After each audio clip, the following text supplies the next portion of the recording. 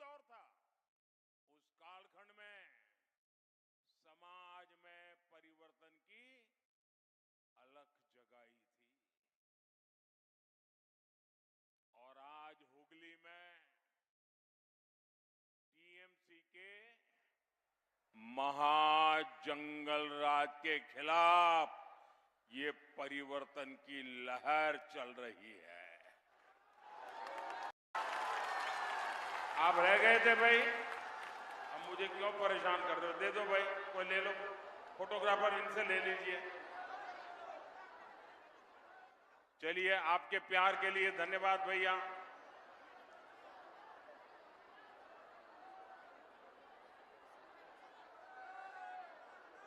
साथियों, कुछ समय पहले मैं सिंगूर आया था। उसी समय मैंने टीएमसी की निर्मम सरकार के प्रति जनता का गुस्सा साफ साफ देख रहा था।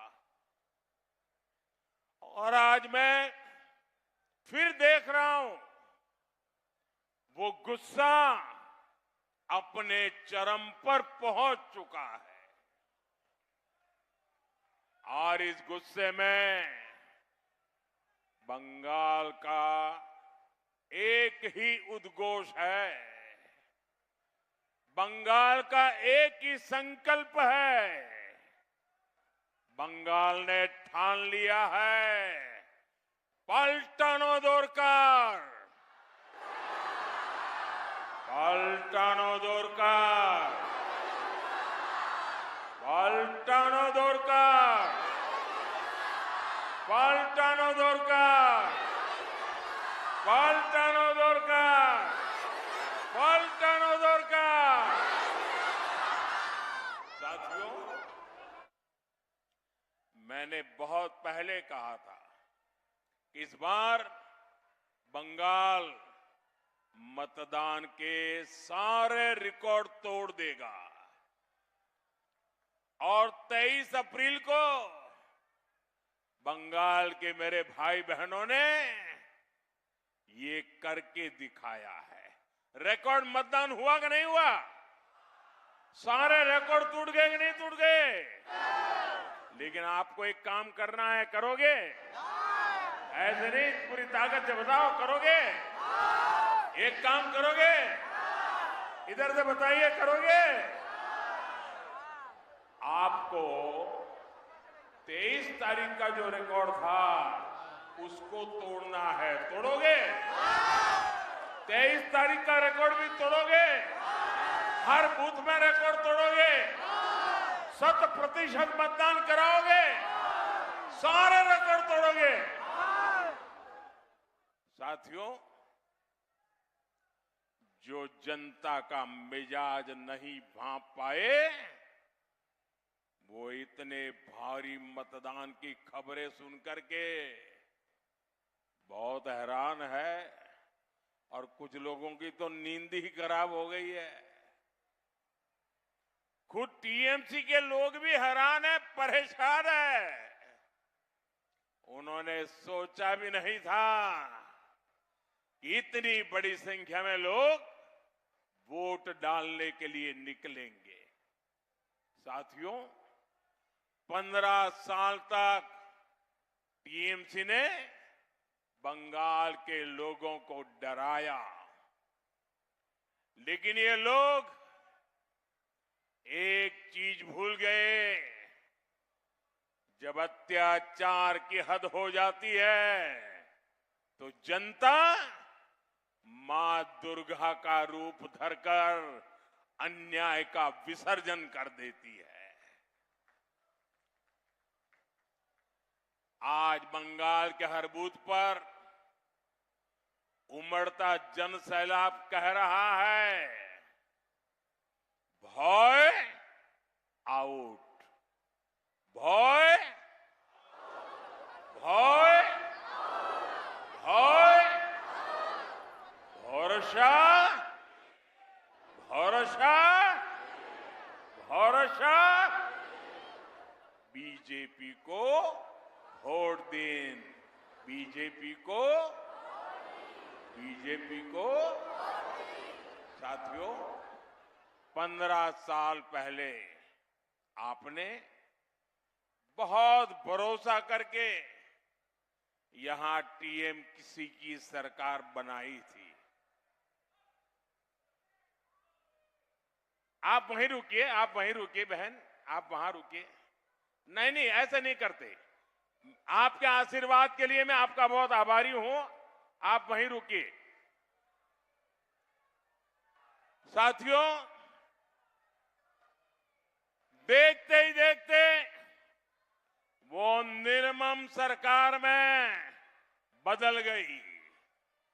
टीएमसी की निर्मम सरकार नबन्ना सचिवालय से नहीं चलती है। इस सरकार को या तो गुंडे और मस्तान चलाते हैं या फिर हाई कोर्ट और सुप्रीम कोर्ट के आदेश के बाद सरकार हरकत में आती है। 21वीं सदी का बंगाल विकास के मामले में ऐसी निष्क्रिय सरकार जनता के हितों को कुचलने वाली ऐसी निर्मम सरकार डिजर्व नहीं करता। बंगाल को ऐसी सरकार चाहिए जो उसके सामर्थ्य के साथ न्याय कर सके, जो बंगाल के लोगों के सपने पूरे कर सके। और ये काम बीजेपी की सरकार ही कर सकती है। साथियों, टीएमसी सरकार ने यहां अपने कुकर्मों से बंगाल की जनता का भरोसा खो दिया है। इसलिए लोग आए दिन कोर्ट कचहरी जाने के लिए मजबूर है। मेरे पास इसके एक नहीं अनेक उदाहरण है। आप शिक्षक भर्ती घोटाले का मामला लीजिए। टीएमसी के मंत्रियों ने भर्ती लूट ली, हजारों युवाओं को बर्बाद कर दिया। संवेदनशील सरकार होती तो ईमानदारी से जांच करती, लेकिन कोर्ट को इसमें जांच के आदेश देने पड़े। यानी टीएमसी की सरकार, उसकी विश्वसनीयता शून्य है, शून्य। साथियों, एक और उदाहरण 2023 के पंचायत चुनाव का है। हर राज्य में पंचायत चुनाव राज्य सरकारें कराती है। सुरक्षा का जिम्मा उन्हीं का होता है, लेकिन कोर्ट को लगा कि टीएमसी सरकार सुरक्षा नहीं दे सकती, इसलिए कोर्ट ने पंचायत चुनाव के लिए भी केंद्रीय बलों को लगाने का आदेश दिया। यानी टीएमसी की क्रेडिबिलिटी जीरो है। साथियों, एक और उदाहरण संदेश खाली की जांच का है। इसमें भी कोर्ट ने टीएमसी सरकार पर सवाल उठाए। आरजीकर अस्पताल के डॉक्टर बेटी, इसके साथ रेप हुआ, मर्डर किया गया। किसी को भी टीएमसी सरकार की जांच पर भरोसा नहीं था। लोग कोर्ट गए और कोर्ट ने सीबीआई जांच का आदेश दिया। वीरभूम में लोगों को जिंदा जलाने का मामला हो, 2021 विधानसभा चुनाव के बाद हुई हिंसा की जांच हो, ऐसे कई सारे केस में आप सबके सामने रख सकता हूं, जहां कोर्ट ने टीएमसी सरकार की मंशा को एक्सपोज किया है। साथियों, हद तो यह है कि ये निर्मम सरकार केंद्रीय जांच एजेंसियों के काम में भी रुकावट डालती है। अभी सुप्रीम कोर्ट ने कोयला घोटाले को लेकर टीएमसी को एक जोरदार तमाचा मारा है। आपने देखा, टीएमसी सरकार जांच में रुकावट डाल रही थी, सबूतों को मिटाने का प्रयास किए गए, सुप्रीम कोर्ट ने इसको बहुत ही गंभीर मामला बताया। कोर्ट ने ऐसी हरकतों को लोकतंत्र के लिए खतरा तक माना। साथियों, ये दिखाता है कि टीएमसी ने मां, माटी और मानव हर किसी को धोखा दिया है। इसलिए टीएमसी के नेताओं के मुंह से अब मां, माटी और मानुष ये शब्द भी नहीं निकलते, क्योंकि इन्होंने मां को रुलाया है, माटी को घुसपैठियों और सिंडिकेट के हवाले कर दिया है और मानुष पर हिंसा, अत्याचार और पलायन की तलवार लटकी रहती है। साथियों, यहां इतनी बड़ी संख्या में माताएं, बहनें, बेटियां आई है। आज बंगाल की महिलाओं ने तय कर लिया है, उनका आशीर्वाद बीजेपी के साथ है। बंगाल की हर बहन बेटी अब टीएमसी की निर्मम सरकार के विरुद्ध खड़ी हो गई है और उसकी एक झलक हमने प्रथम चरण के मतदान में देखी है। साथियों, जो बंगाल नारी सशक्तिकरण का अगुवा रहा है, उसको टीएमसी ने कहां पहुंचा दिया है। यहां आए दिन रेप, गैंग और मर्डर की खबरें आती है। 15 साल के महाजंगल राज में रेप और मर्डर की कितनी ही बड़ी घटनाएं हुई हैं। आरजीकर मेडिकल कॉलेज, रेप और murder, Kasba law college, rape, Park Street, gang rape, Hanskhali, rape और murder, Kamduni gang rape, Durgapur medical college rape case, ऐसी अनेक घटनाएं हैं जिनमें या तो स्कूल, कॉलेज में अपराध हुए हैं या फिर ड्यूटी के समय बेटियों को प्रताड़ित किया गया है और ज्यादातर मामलों में टीएमसी के नेता शामिल है। यहां टीएमसी के पाले पोसे गुंडे बेखौफ घूमते हैं और टीएमसी सरकार क्या करती है? ये निर्मम सरकार गुंडों को बचाती है और उल्टा बेटियों पर दोष बढ़ती है। साथियों, हुगली में भी ऐसी अनेक घटनाएं सामने आई है। एक फैक्ट्री में एक नाबालिग बेटी के साथ गैंगरेप किया गया। इसमें आरोपी टीएमसी का एक नेता है। इससे पहले 5 साल की मासूम का रेप के बाद मर्डर किया गया था। ये दिखाता है कि टीएमसी बेटियों को सुरक्षा नहीं दे सकती। इसलिए टीएमसी सरकार को बदलना जरूरी है।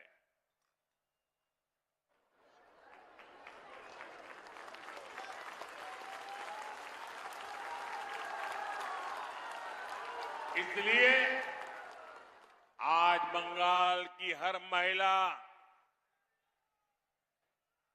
कह रही है, अब और नहीं, आर नॉय अनेक होलो, आर नॉय अनेक होलो, आर नॉय।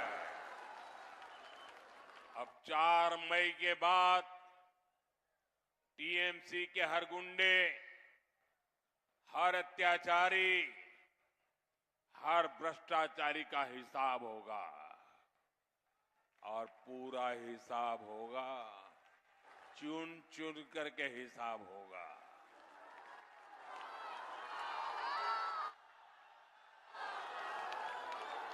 साथियों, नारी का सशक्तिकरण हमारी सरकार की प्राथमिकता है। बीजेपी बहनों, बेटियों को नए अवसर देने में जुटी है। लखपति दीदी अभियान के पीछे यही सोच है। इसके तहत बंगाल की 75 लाख बहनों को यहां बनने वाली बीजेपी सरकार मदद देगी ताकि वो लखपति दीदी बने, ताकि वे हर साल 1 लाख रुपए से अधिक कमा सके। बंगाल की बेटियां अपने मन का रोजगार करें, इसके लिए उन्हें 20 लाख रुपए तक का मुद्रा लोन मिलेगा। और बैंक में जब जाते हैं ना तो बैंक गारंटी मांगता है। अब मेरी इन माताओं बहनों के पास बैंक को देने के लिए गारंटी कहां से होगी? और इसलिए आपके इस भाई ने तय किया है, अब मेरी बहनों का बैंक गारंटी ये आपका भाई मोदी देगा, मोदी।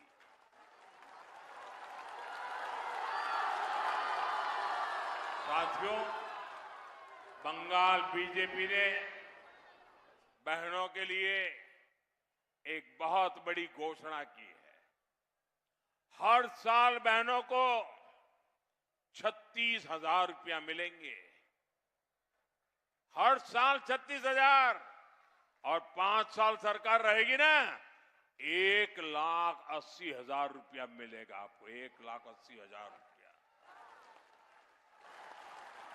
इसी तरह बेटियों की पढ़ाई के लिए 50,000 रुपये दिए जाएंगे।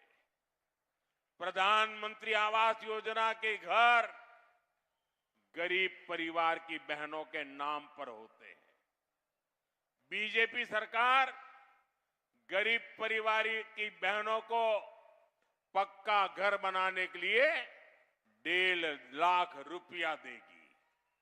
साथियों, बंगाल बीजेपी सरकार पीएम किसान सम्मान निधि को भी बढ़ाकर 9,000 रुपये करेगी। मैं जानता हूं बहनों को बिजली के बिल की भी बहुत चिंता होती है। आपका बिजली बिल 0 हो, बिजली बिल 0, इसके लिए परिवार को सोलर प्लांट लगाने के लिए हर परिवार को जो भी सोलर प्लांट लगाना चाहता है, ये मोदी सरकार 80,000 रुपये देगी, 80,000 रुपया। साथियों, आप मोदी की एक और गारंटी लिख लीजिए। बीजेपी सरकार की पहली कैबिनेट बैठक में ही यहां आयुष्मान भारत योजना लागू करने पर फैसला होगा, पहली कैबिनेट में। इससे बहनों को 5 लाख रुपए तक मुफ्त इलाज की सुविधा मिलेगी। साथियों, हुगली नदी के आसपास की ये पूरी बेल्ट अंग्रेजों के जमाने में भी रोजगार, व्यापार, कारोबार के लिए जानी जाती थी। लेकिन टीएमसी के महाजंगल राज ने इस क्षेत्र को बहुत पीछे धकेल दिया। आप याद कीजिए साथियों, टीएमसी ने क्या क्या सपने दिखाए थे। 10 लाख लघु उद्योग की बात कही थी, 2000 बड़े उद्योग की बात कही थी, हर जिले में मेगा फूड पार्क की बातें कही थी, पोर्ट का विस्तार, न जाने कितने कितने वादे किए थे। लेकिन साथियों, ये सारे वादे सिर्फ और सिर्फ महाझूठ ही निकले हैं। हालात ये है कि टीएमसी ने 15 साल में किसानों को आत्महत्या करने के लिए छोड़ दिया है, श्रमिकों को कहीं का नहीं छोड़ा और युवाओं को पलायन के लिए मजबूर कर दिया।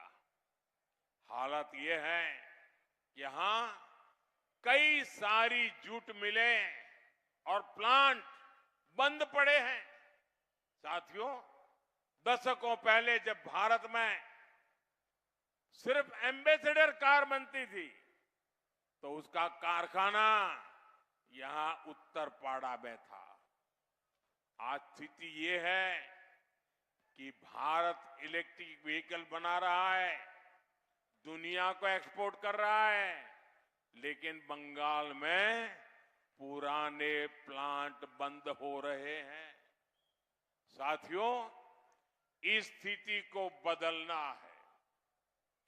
बंगाल को फिर से मिलों, फैक्ट्रियां और कारखानों का हब बनाना है। इसके लिए पहले भय और भ्रष्टाचार को मिटाना होगा। टीएमसी के सिंडिकेट ने भूमि से लेकर पानी तक हर चीज पर कब्जा कर रखा है। इस कब्जे से बंगाल को मुक्त करना होगा। साथियों, किसान कल्याण हमारे लिए सर्वोपरि है। टीएमसी की दुर्नीति ने सिंगूर के किसानों की जमीन भी बर्बाद की और युवाओं को काम भी नहीं दिया।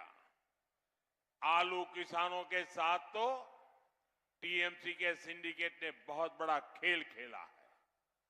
ये सिंडिकेट किसानों से 2-3 रुपये किलो आलू लेता है और फिर 25-30 रुपये किलो बेचता है। आलू किसान के सामने इन्होंने और कोई विकल्प नहीं छोड़ा है। साथियों, 4 मई के बाद यहां बीजेपी का सीएम शपथ लेगा, वहां टीएमसी के सिंडिकेट का सफाया शुरू होगा। बीजेपी कट मनी और कमीशन राज को हमेशा हमेशा के लिए ताले लगा देगी और निवेश के लिए दरवाजे खोल देगी। साथियों, बीजेपी सरकार यहां आलू चिप्स जैसे कृषि उद्योगों को बढ़ावा देगी। साथ ही छोटे किसानों के एफपीओ भी बनाए जाएंगे।